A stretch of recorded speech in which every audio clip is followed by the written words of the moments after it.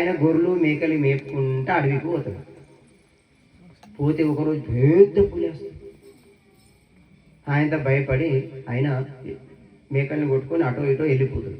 మళ్ళా తెల్లారిపోతే ఆ చిన్న పులి పిల్ల వస్తుంది, గింతే ఉంటుంది. ఇక ఆయనకు చెమటలు వచ్చేస్తాయి. అమ్మ దీని తల్లి వచ్చిందంటే చంపేస్తుంది. అది ఒక్కటి వస్తే ఎక్క కోపం ఉండదు, కానీ పిల్లతోటి వస్తే పిల్లకి ఏం చేస్తారో అని తల్లికి బాగా కోపం ఉంటుంది. అది ఆడ తింటుందో అని చెమటలు వస్తాయట. కానీ సాయంత్రం దాకా రాదు. అప్పుడు అది తప్పిపోయి వచ్చింది అన్నట్టు. ఈ గొర్రెలతోటి ఈ మేకలతోటి పోతుంది. పోయినాక కొన్ని రోజులకు ఇంత పెద్దగా అవుతుంది. గింతది పోయి ఇంత పెద్దగా అవుతుంది.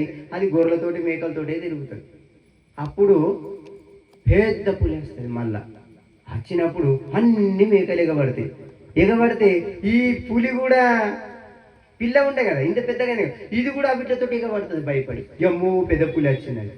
అప్పుడు ఈ పులి చూస్తుంది, ఏది పెద్దగా ఉన్నదో అది తింటా కడుపు నిండుతుంది మంచిగా అని చూస్తే అందులో దోడు కనబడుతుంది. దాన్ని పట్టుకుంటే అది ఏమున్నది, అది పులి పిల్ల ఉన్నది, అంటే పులి ఉన్నది, యంగ్ యువరాజు అన్నట్టు. అది అట్లా ఉండగానే అదాన్ని పట్టుకోకపోతే అది భయపడే కాబట్టి, ఏ ఆగు, నువ్వెందుకు పోతున్నావు, అవి అంటే మేకలు, నువ్వేడిపోతున్నావు, నన్ను వదులు అని మళ్ళా ఎగబడుతుంది. మళ్ళా ఇది పోయి పట్టుకుంటుంది. నువ్వు ఏడిపోతున్నావు, నిన్ను చూస్తే నాకు భయం అవుతున్నది అంటే ఆ పులేమంటది, నువ్వు ఈ అడవికి యువరాజువు, నేను రాజునైతే ఇప్పుడు కాబోయే యువరాజువు, నువ్వే రాజువు, నువ్వెందుకు భయపడుతున్నావు, నువ్వెందుకు పరిగెత్తుతున్నావు, నువ్వెందుకు భయపడుతున్నావు అని చెప్పంగానే నన్ను నీకు చూస్తే భయం అవుతుంది. మరి లేదు లేదు భయపడకు, నువ్వు నా రక్తం నా వంశం అని మెల్లంగా బావి దగ్గర, ఆడ అద్దాలు ఉన్నాయి కదా అడవిలో, అది బావి దగ్గరికి తీసుకుపోయి నీళ్ళ దగ్గరికి తీసుకుపోయి చూడు, నీళ్ళలో చూపిస్తే నా లెక్క మీసాలు ఉన్నాయి, నా లెక్క కూరలు ఉన్నాయి, నా లెక్క కలర్ ఉన్నది, నువ్వు నా లెక్క గర్జించగలుగుతావు అని ఒక్కసారి ఒర్రి చూపిస్తుంది. భయపడకు, ఒర్రి చూపిస్తుంది. అప్పుడు దానికి ధైర్యం వస్తే, నేను కూడా పెద్ద పులిని, నేను కూడా పులి వంశంని అనేది గట్టిగా అరిసే వరకు అంటే దానికి దాని పవర్ తెలుస్తుంది. మేకల దగ్గర గొర్రెల దగ్గరికి ఇప్పుడు పోయి ఒకసారి అరవనంగానే అది పోయి అరుస్తే అన్ని భయపడతాయి, ఎగబడతాయి. అప్పుడు దీనికి ధైర్యం వస్తాయి, నేను పులి బిడ్డను. ఈ హిందూ సమ్మేళనం కూడా ఎందుకోసం అంటే, నీవు హిందువు, మనం సనాతన ధర్మం మనది అని నిజమైనటువంటి మన ధర్మాన్ని మనకు తెలియజేయడం కోసం ఈ హిందూ సమ్మేళనం పెట్టారు. ఎందుకు తెలుసా, మర్చిపోతున్నారు. నువ్వు ఎవరో మర్చిపోతున్నావు, అజ్ఞానంలో పోతున్నావు. ఎవడో వచ్చి ఏదో చెప్తే అదే నమ్ముతున్నావు. మూఢం లోపల, అజ్ఞానం లోపల మూర్ఖంగా జీవిస్తున్నావు. ఎవరం మనమెవరం, ఎవరం మనమెవరం, త్యాగ ధనుల వారసులం, వేద భూమి నా దేశం, దైవ భూమి నా దేశం, ధర్మ భూమి నా దేశం, యోగ భూమి నా దేశం. వేద భూమి 4 వేదాలు, యోగ భూమి, ఎంతో మంది యోగులు ఋషుల యొక్క వారసులం మనం. మన తాతలెవరు, మన ముత్తాతలెవరు, మహాయోగులు, గొప్ప సైంటిస్టులు. ఋషులు అంటే ఎవరు అనుకుంటున్నావు? విమానం ఇప్పుడు కాదు, ఎప్పుడో ఉన్నది.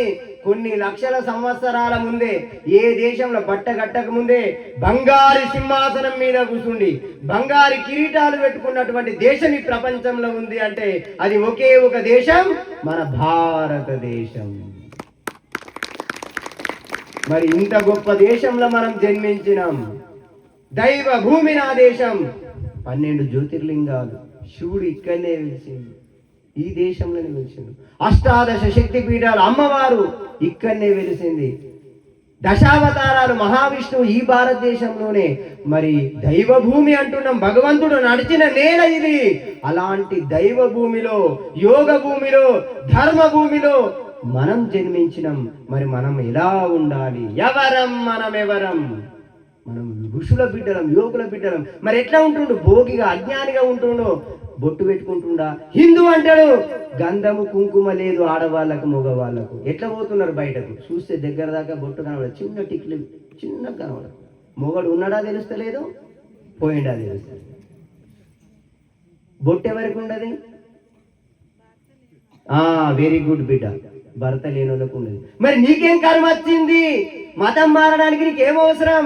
ఏదో ఎవడో వచ్చి మాయ మాటలు చెప్తే మతం మారుతున్నావు. వాళ్ళు ఎట్లా పోతున్నారు? మొగడు చచ్చినట్టుగా పోతున్నారు, తెల్ల చీరలు కట్టుకుని. మరి నీకేం కర్మ వచ్చింది? మన ధర్మం ఏమున్నది? మళ్ళీ ఈ మధ్యలో దరిద్ర దేవతలు తయారవుతారు. అంటే మనం ఎట్లా ఉండాలా? లక్ష్మీమాతలాగా ఉండాలా, జగన్మాతలాగా ఉండాలా. స్వామి వివేకానంద బయట దేశం వెళ్ళినప్పుడు కొందరు అంటారు, మీ దేశంలో ఆడవాళ్ళు అలో ఇవ్వరు, షేక్ హ్యాండ్ ఇయ్యరు అని అంటారు. అప్పుడు మీ మహారాణి అలో ఇస్తుందా మీకు అని వివేకానంద అడుగుతాడు. అమ్మో, మా మహారాణి అలో ఇయ్యది. అరే, మీ దేశంలో ఒకే మహారాణి రా, మా దేశంలో ప్రతి స్త్రీ మాకు మహారాణి అని. అంటే ఎంత విలువ ఇచ్చిండు మన స్త్రీలకు. అదే వివేకానంద స్వామికి ఒక సుందరమైన స్త్రీ వచ్చి, స్వామీజీ నాకు నీలాంటి కొడుకు కావాలా, కాబట్టి నన్ను పెళ్లి చేసుకో అంటాడు. అప్పుడు స్వామీజీ అంటాడు, అమ్మా పెళ్లి చేసుకొని పిల్లలు కానాలంటే 20 ఏళ్ళు కావాలా, నన్నే నీ కొడుకు అనుకో తల్లి అని దండం పెడతాడు. ఇది గొప్ప దేశం అంటే. ప్రతి స్త్రీని తల్లిలా భావించే దేశం ఇది. మరి ఇంత దేశం, గొప్ప దేశంలో జన్మించిన మనం ఏం చేస్తున్నాం? మరి ఆచారం ఎడిపోతున్నది, సంస్కారం ఎడిపోతున్నది. మరి దరిద్ర దేవతలు తయారవుతారు, బొట్టు ఉంటలేదు. చూడండి, గాజులు, ఒక గోటు, ఒక వాచ్, వీళ్ళకు చాలా రోగాలు ఉంటున్నాయి, హాస్పిటల్ సీరియల్లో ఉంటున్నారు. కారణం మనం చెప్పిన ధర్మాన్ని పాటిస్తలేదు. ఎందుకంటే ఎవరు గాజులు వేసుకుంటారో వాళ్ళకు రోగం ఉండదు. మగవాళ్ళకు హార్ట్ ప్రాబ్లం చాలా మందికి వచ్చి పోతున్నారు, కానీ ఆడవాళ్ళకు తక్కువ.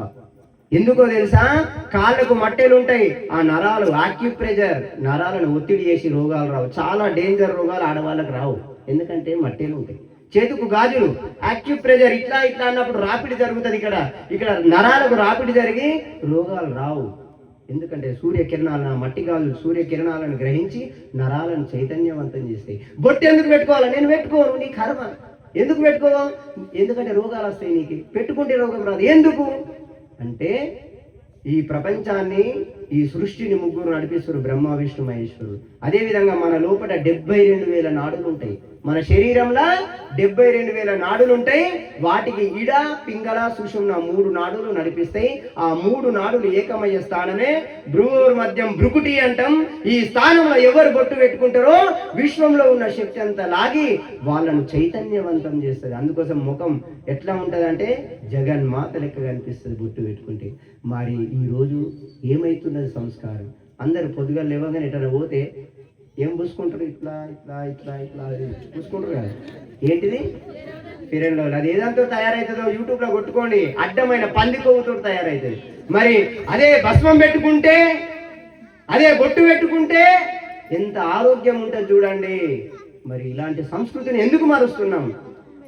ఎవరం మనం? ఎవరం? మన పిల్లలు గొప్పవాళ్ళు కావాలా? మరి ఏం చేయాలా మనం? ఆ రోజు ఛత్రపతి శివాజీ గాని, శంభాజీ గాని వాళ్ళ అమ్మ వాళ్ళకు ఒక మంచి మార్గాన్ని నేర్పింది. ఈ రోజు మనం ఏమైనా నేర్పుతున్నామా? మన పిల్లలకు మంచి నేర్పుతున్నామా? ఒక పిల్ల కాలేజీ నుంచి వస్తుంది, అమ్మ అమ్మ అని మంచిగా ప్రేమగా ఏదో చెప్పబోతే ఈ అమ్మ బొమ్మను చూస్తుంటుంది ఫోన్. నాన్న నాన్న అంటే నాన్న బిజీలా నాన్న.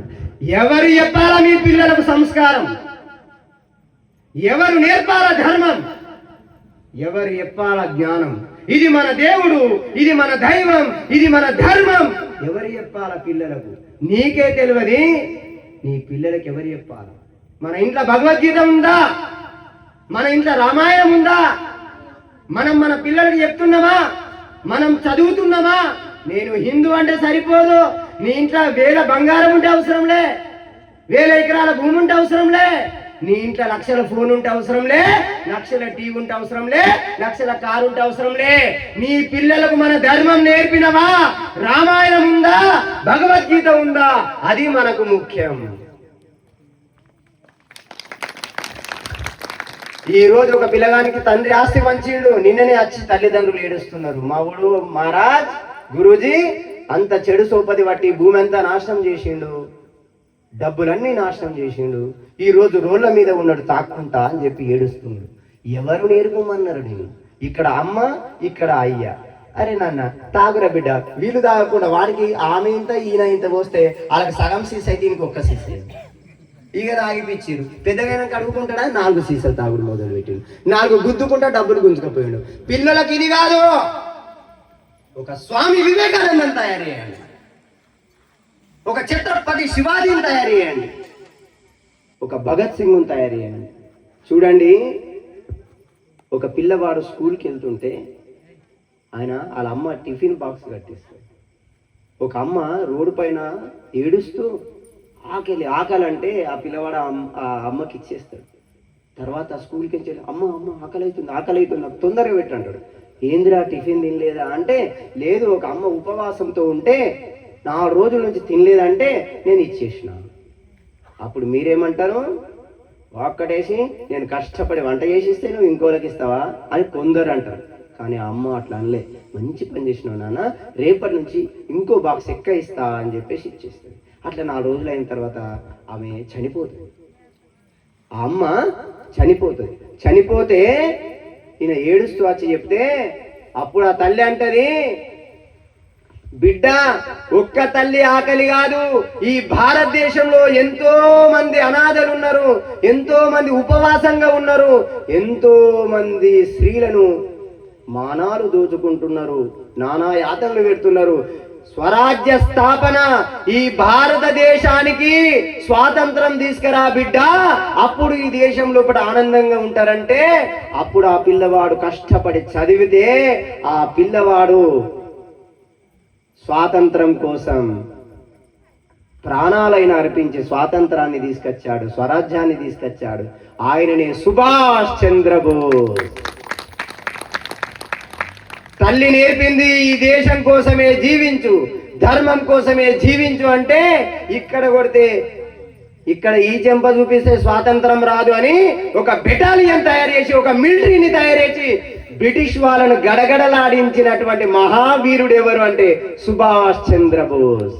మరి అలాంటి పిల్లల్ని తయారు చేయండి. స్వామి వివేకానంద స్కూల్లో వాళ్ళ సార్ అడుగుతాడు, ఏమని మీరు ఏమైతారా పెద్దగా అయినాక అని అడుగుతాడు. అడిగితే ఒక్కొక్కళ్ళు ఒక్కొక్కటి చెప్తే, ఒకళ్ళు టీచరు, ఒకళ్ళు ఇంజనీరింగు, ఒకళ్ళు లాయరు, ఒకళ్ళు డాక్టరు, ఒకళ్ళు యాక్టర్ అయితా అంటే ఈ వివేకానంద ఏమన్నాడంటే ఒక బండిని నడిపించే సారథిని అవుతా అంటాడు. మరి గుర్రం బండి నడిపించేటోడు అవుతాడట్రా అని అందరు పిల్లలు నవ్వుతారు. అలా సార్కు డౌట్ వచ్చి, ఏమ్రా నువ్వు నిజంగానే బండి నడిపిస్తావా అని అడుగుతాడు. అడుగుతా, అవును సార్ నేను బండిని నడిపిస్తానంటే ఆ సార్ కూడా నవ్వుతే ఈయనకు కొంచెం బాగా అనిపించి ఇంటికి పోయినాక అమ్మ నాకు అందరు ఇట్లా అన్నారు అని అంటే, మరి నువ్వు ఎందుకు అన్నావు బేట అట్లా బండిని నడిపిస్తా అని అంటే, అర్జునునికి ముంగట కృష్ణుడు నడిపిస్తున్నాడు, అట్లా నేను కూడా నడిపిస్తా అని అన్నా. సరే అన్నావు కదా, నిజంగానే అట్లా కావాలి. ఎట్లా? అర్జును కోసం, ధర్మం కోసం రథసారథిగా మార్గాన్ని చూపించిన కృష్ణుడు ఎట్లయితే ధర్మం కోసం చూపించిండో, ఈ ప్రపంచానికి ఆత్మజ్ఞానం, ధర్మాన్ని, జ్ఞానాన్ని బోధించే మహాగురువుగా నువ్వు రథసారథి కానీ జ్ఞానబోధ చేసింది తల్లి. కానీ ఆ స్వామి వివేకానంద తల్లి చెప్పినట్టుగానే భగవద్ధ్యానం చేస్తూ ప్రపంచానికి జ్ఞానజ్యోతిని వెలిగించే మహాత్మునిగా తయారైండు, ధర్మగురువుగా రథసారథిగా తయారైండు. అట్లా తల్లి ధైర్యాన్ని పిల్లలకు నేర్పి ఒక మంచి మార్గాన్ని చూపించాలి. మరి ఈరోజు పిల్లలకి ఏం చూపిస్తారు? మీరు ఫోన్ చూపిస్తురా? రారా పోదాం, ధర్మసభ అవుతుంది, హిందూ సమ్మేళనం నడుస్తుంది, మమ్మీ డాడీ నువ్వు పో, నేను ఇక్కడ ఫోన్ చూసుకుంటా కూర్చుంటా అంటే ఆయనకి ఫోన్ ఇచ్చేసి వచ్చేసుకుంటారు. కాదు, పిల్లలని పిచ్చోళ్ళని చేయకండి. ఆయన పబ్జీ గేమ్ అనుకుంటే పిచ్చోళ్ళు దవకాల్లో పడతారు. కాబట్టి పిల్లలకు స్వామి వివేకానందం తయారు చేయండి. ఆడపిల్లలకు పిరికితనం నేర్పకండి. ఎందుకో తెలుసా? ఒక లక్ష్మీబాయి లాగా, ఒక రుద్రమాదేవి లాగా, ఒక అహల్యాబాయి లాగా పెంచాలా. అహల్యాబాయి అంటే ఎవరు తెలుసా? అప్పుడు ముష్కరులు చాలా మంది మన హిందూ దేవాలయాలను చిన్నాభిన్నం చేస్తే, పలగొడితే, విగ్రహాలను ధ్వంసం చేస్తే మళ్ళీ ఆ మందిరాలను పునర్నిర్మాణం చేసింది. ఎవడు వడ్డు వస్తే వాళ్ళ తలలు నరుకుతూ కూడా మన దేవాలయాలను నిర్మాణం చేసినటువంటి గొప్ప మహావనిత అహల్యాబాయి. అట్లా పిల్లలకు ధైర్యాన్ని నేర్పండి. కానీ లవ్ జిహాద్ అంటూ అమ్మాయిలు 300 తుకుడలు అవుతున్నారు. అలాంటి తుకుడలు కానియకండి. మన ఆడపిల్ల బయటకు వెళ్తుందంటే జాగ్రత్త నేర్పండి. నువ్వు ఎట్లా వెళ్తున్నావో అట్లా తిరిగి రావాలా. అడ్డమైన స్నేహము, అడ్డమైన వాళ్ళని నమ్మకు బిడ్డ అని బుద్ధి జ్ఞానం నేర్పండి. ఎందుకో తెలుసా, చాలా మంది యువత అమ్మాయిలు దోస్తాన్ చేసుకుంటా ఏదో మాయ మాటలు నమ్మి చాలా మోసపోతున్నారు. అలాంటి మోసపోకూడదు. రెండవది, ఈరోజు మతం మారుస్తున్నారు. నీ రోగం పోయింది పోతుందా? వానికి కరోనా టైంలో దావకాలు వేసిరు. ఆడు టుష్ అనుకుంటా, ఏదో తీర్థం అనుకుంటా, ఏదో నీళ్ళు అనుకుంటా ఇస్తే లాస్ట్ కరోనా టైంలో ఆడు దావకాల్లో పడితే ఆ టుష్ అని, ఆ తుష్ అని, ఆ నీళ్ళు అని, ఆ తీర్థం అని పనిచేయరాడు, దావకాల్లో పోయి పడ్డాడు. అందరికి మాత్రం మోసం చేసి ఈ నీళ్లు తాగురు తక్కువ అవుతుంది అన్నాడు. వాడు మాత్రం దావకాల్లో ట్రీట్మెంట్ తీసుకుంటూ వాడు ఏబట్టి 100 మంది చనిపోయారు. మరి ఇలాంటి మాయ మాటలు నమ్మకండి, మతం మారకండి. మన ధర్మాన్ని మించింది ప్రపంచంలో లేదు. ఎందుకో తెలుసా, బయట దేశం లోపల అగ్రిమెంట్ సిస్టమ్ ఉంటుంది. ఒక అమ్మాయి అబ్బాయి పెళ్లి చేసుకుంటే నువ్వు నాతో 2 సంవత్సరాలు ఉండు, పిల్లలైన తర్వాత ఇగో నీకు గిన్ని కోట్లు ఇస్తాను రాసిస్తారు. ఆ తర్వాత మళ్ళీ 2 ఏళ్ల తర్వాత ఆమె అటు ఈయన ఇటు, మళ్ళీ ఆల దారి ఆలది. కానీ మన దేశంలోనే తాళి కట్టించుకున్నదా, తాళి కట్టిండా, జీవితాంతం కలిసిమెలిసి అన్న తమ్ముడు వదినే అన్న చెల్లెలు అనుకుంటా కలిసిమెలిసి ఉండే కుటుంబ వ్యవస్థ ఈ ప్రపంచంలో ఉంది అంటే అది కేవలం మన భారతదేశంలోనే ఉంది. మరి ఇంత గొప్ప ప్రేమలతోటి ఉన్నటువంటి దేశంలో మనం ఉండి ఒక్క రోజైనా మన పిల్లలకు రామాయణం గురించి చెప్పిర్రా? స్వామి మా దగ్గర గ్రంథం లేదు, ఫోన్ అవుతున్నది కదా, యూట్యూబ్లో అన్నీ చూస్తారు కదా, ఫేస్బుక్లో అన్నీ చూస్తారు కదా, యూట్యూబ్లో కొట్టు రామాయణం అని వచ్చేస్తుంది, భగవద్గీత అని కొట్టు వచ్చేస్తుంది. శ్లోకాలు లేదు.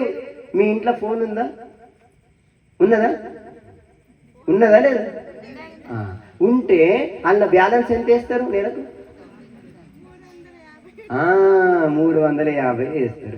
మరి భగవద్గీత ఎంతనో తెలుసా? 100 రూపాయలు పెడితే వస్తుంది. మన ధర్మ గ్రంథం మన ఇంట్లో ఉండాలా? ఓల దగ్గర ఉందో చేతి లేవట్టు, అబద్ధం ఆడకుండా లేవట్టాల, ఉంటేనే లేవట్టాల. భగవద్గీత ఉన్నోళ్ళే లేవట్టాల, ఉంటేనే. 1 2 3 4 5 6 7 8 ఒక 15 మంది దగ్గర ఉన్నది. అదే చేతి గుండె దగ్గరికి తీసుకపోరు, జర తీసుకపోయి చదివేటోళ్ళు మాత్రమే లేవట్టండి. అమ్మ దొంగలు బయటపడ్డారు. అయితే మనమే భగవద్గీత చదవకుంటే మన పిల్లలకి ఎట్లా తెలుస్తాయి?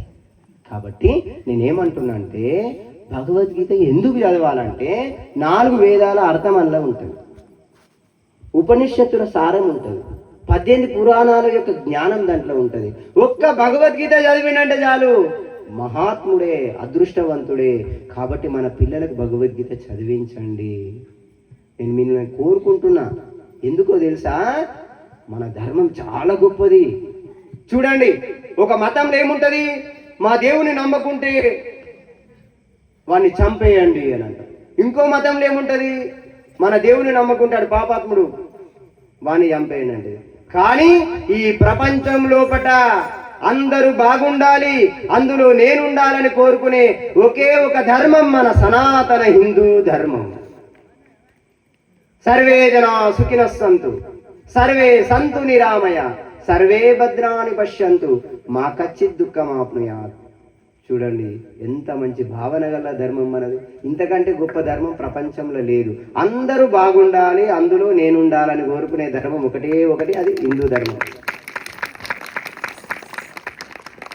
మరి ఈ రోజు నుంచైనా మన ధర్మం గురించి తెలుసుకుందాం, మన పిల్లలకు తెలియజేద్దాం, మన పిల్లలకు రామాయణం కథలు చెప్పుదాం, భగవద్గీత శ్లోకాలు నేర్పండి, గురువుర్ బ్రహ్మ నేర్పండి, శుక్లాంబరధరం నేర్పండి.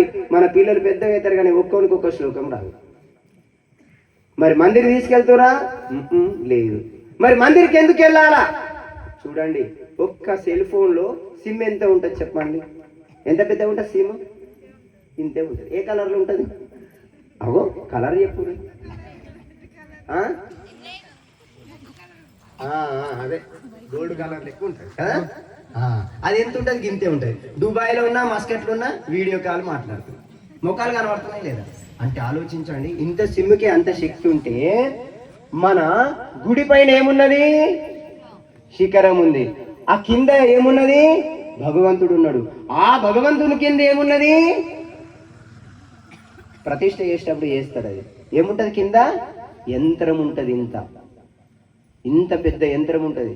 నీ చిన్న సిమ్ముకి అంత పవర్ ఉంటే ఇంత పెద్ద యంత్రంలో ఎంత శక్తి ఉంటుందో ఆలోచించండి. ప్రపంచంలో ఉన్నటువంటి విశ్వంలో ఉన్న శక్తిని ఆ శిఖరం గుంజుతుంది. అక్కడికి చుట్టూ ఒక 40 అడుగుల దూరం నుంచి ఆ పవర్ శక్తి ఉంటుంది, దైవశక్తి. గుడికి వచ్చిందంటే ఆయన దరిద్రం పోతుంది, రోగం పోతుంది, బాధలు పోతాయి, సమస్యలు పోతాయి. అంత పవర్ మన దేవాలయంలో ఉంది. నిజమా స్వామీజీ అని డౌట్ వచ్చింది అనుకో, నేను చెప్తా. మీ ఇంట్లో టీవీ ఉన్నది కదా, టీవీకి బొమ్మ వస్తుంది కదా, ఆ బొమ్మ వస్తుందా అంటే ఎట్లా వస్తుంది? మీ ఇంటి మీద ఏముంటుంది? కరెంట్ కాదు, అదే ఇంటి మీద ఏముంటుంది? యాంటీన్ ఉంటుంది. యాంటీన్ ఉంటుంది ఉండదా? యాంటీన్ ఉంటుంది. యాంటీన్ తీసేసే బొమ్మ వస్తుందా? అది గాలికి జర్రంత అంకర్ అయింది అనుకో, వస్తుందా? తిడతారు అన్ని, వీడి దిక్కు మళ్ళీ డిష్ పెట్టిండు, ఏం బొమ్మ వస్తలేదు అంటారా అన్నారా? మర్రాది వచ్చి యాంటీన్ ఆయనకు ఫోన్ చేస్తే 150 రూపాయలు తీసుకుంటాడు, ఆడ వచ్చి సెట్ చేస్తే నీ బొమ్మ ఇంట్లో వస్తుంది. అంటే ఏముంటే వస్తున్నది? మీద యాంటీన్ ఉంటే వస్తుంది. అంటే ఎక్కడి నుంచో యాంటీన్ గుంజుకుంటున్నది. అట్లనే విశ్వంలో ఉన్న శక్తిని మన శిఖరం గుంజుకొని మనకు అద్భుతమైన దివ్య శక్తిని ఇచ్చే సనాతన ధర్మం అంటే ఎంత గొప్ప ధర్మం విశ్వంలో లేదిగా. మన నాదం ఏం నాదం? ఇస్రో సైంటిస్టులు, నాసా సైంటిస్టులు ఆకాశంలోకి ఒక ర్యాకెట్ని పంపించి ఆడ ఒకటి రికార్డు పెట్టారు. ఆ రికార్డు ఇక్కడ వాళ్ళకి ఏమని నచ్చింది తెలుసా? మనమనుడు కాదు, విశ్వంలో ఏమి నస్తున్నది? వాళ్ళందరూ నెత్తి ఖరాబ్ అయిపోయింది. అరే భారతదేశంలో అందరూ ఇట్లా పట్టుకుని ఓం అంటారు, ఇదేంద్రాబాయి విశ్వంలో కూడా ఓం నస్తున్నది అని సైంటిస్టులు కూడా నెత్తి ఖరాబ్ అయిపోయింది. అమ్మా, అంటే భారతదేశంలో ఉన్నటువంటి ఋషులు మునులు ఎంత మేధావులు చూడండి, అందుకోసమే ఓం అంటున్నారు. మరి ఓం అంటే ఏం లాభం? ఎవరు పొద్దున 41 ఓం అంటారో వాళ్ళ శరీరంలో ఏ రోగం ఉండదు. పొద్దున సూర్య నమస్కారం చేయాలి, పొద్దున సూర్యునికి మొక్కాల. ఏం లాభం?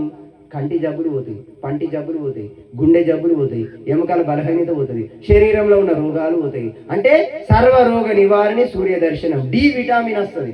నీకు వేరే దాంట్లో దొరకాలంటే కష్టం, సూర్యుని మొక్కుతూనే వస్తుంది. మరి ఇది ఎవరు చెప్పారు? సూర్య నమస్కారం అని మన యోగులు ఋషులు చెప్పారు. మరి మొక్కుతున్నారా? చాలా మంది ఎప్పుడు లేస్తారు? సూర్యుడు వచ్చినాక లేస్తారు. అంటే వేస్ట్. మన ధర్మంలా, సనాతన ధర్మంలా స్నానం 4 రకాలు. 1 నిమిషంలో ముగించుకుందాం. 1 నిమిషం చెప్పుకుందామా? మీ ఇష్టం. ఒక ఆయన అంటుంటే నడరా, టైం అయిపోయింది నడరా. మరి సినిమాకి పోతే అంటారా అట్లా? అరే ఇట్లా చూస్తాడు. కానీ సినిమా అయిపోయినాక వెళ్ళేటప్పుడు అని ముఖం గింతే ఉంటుంది. సినిమా నడిచేటప్పుడు అంతా దుంకుతాడు. సినిమా అయిపోయినాక ముఖాలన్నీ ఎప్పుడైనా చూసి బిత్తిరి ముఖాలు ఎక్కువ ఉంటాయి, బయటకు వెళ్తాడు, ఇట్లా వేసుకొని వెళ్తాడు. సినిమా టాకీస్ పోయినాక నిజంగా చెప్పారు ఎట్లా వెళ్తాడు? సినిమా నడిచేటంతసేపు ఉబ్బిపోతాడు, అదంతా అయిపోయినాక ఇట్లా వస్తాడు. కానీ ఇది మన ధర్మం. ఒక్క 10 నిమిషాలు మన కోసం లేట్ అయితే ఏమవుతుంది? కాబట్టి మన ధర్మాన్ని మనం తెలుసుకోవాలి. రేపు ఈ రోజు మనం ఆనందంగా బతుకుతున్నామంటే మన మహాత్ములు ప్రాణాలు అర్పించారు, జీవితాలు త్యాగం చేసిరు. మీకు ప్రాణాలు అర్పించుడు, జీవితాలు త్యాగం చేయమంటేనే ఖాళీ ఇంట్లో కలిసి భోజనం చేయండి చాలు, ఒక పూట మంచి బొట్టు పెట్టుకోండి చాలు, మంచి సంస్కారం బట్టలు వేసుకోండి చాలు. నిన్న కూడా వచ్చింది మా దగ్గరికి పిల్లగాడు, ఏం రాని పాయింట్ అంతా రంధ్రాలు ఉన్నాయిరా అన్న. ఇది ఫ్యాషన్ మారా అన్న. అని పాయింట్ అంతా రంధ్రాలే, అది ఏం పాయింట్ అంటే నాకు తెలియదు కానీ అది పాయింట్ అంతా రాదు. ఆ తర్వాత అలా చెల్లెలు వచ్చింది, ఆ పాయింట్ కూడా రంధ్రాలు ఉన్నాయి. ఏమమ్మా వాడేసుకున్నావు, ఇది ఫ్యాషన్ మారా అంటే మన పిల్లలకు అర్ధనగ్న వస్త్రాలు వేయద్దు, అడ్డమైన సీరియల్ సినిమాలు చూసి వస్త్రాలు వేయద్దు. మన ధర్మం ఏంది? మన స్త్రీ ఎట్లా ఉండాలా? జగన్మాత లాగా ఉండాలా, లక్ష్మీ మాత లాగా ఉండాలా, భవానీ మాత లాగా ఉండాలా. ఈరోజు ఎంత గమ్మత్తు కనిపిస్తున్నారు చూసిన పిల్లలు. నిజంగా ఒక అమ్మవారు చిన్న కూర్చున్నారేమో, ఆ చిన్న పిల్ల చూడు ఎంత మంచిగా, వాళ్ళు ఎంత మంచిగా ఉన్నారు. ఇది మన సంస్కృతి సాంప్రదాయం. ఖచ్చితంగా మన పిల్లలకు మంచి వస్త్రాలే ఇవ్వాలి, మన సంస్కృతినే నేర్పాలి. అయితే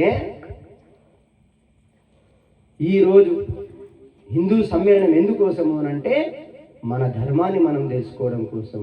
కాబట్టి మన ధర్మాన్ని మనం తెలుసుకోవాలా, మన పిల్లలకు తెలియజేయాలి. ఒక రోజుకు ఒక 15 నిమిషాలు మీరు ఏం చేయాలంటే భగవద్గీత మీకు బుక్ లేకుంటే తెచ్చుకోండి గ్రంథము, లేదంటే ఒక ఫోన్లో పెట్టుకొని వినండి.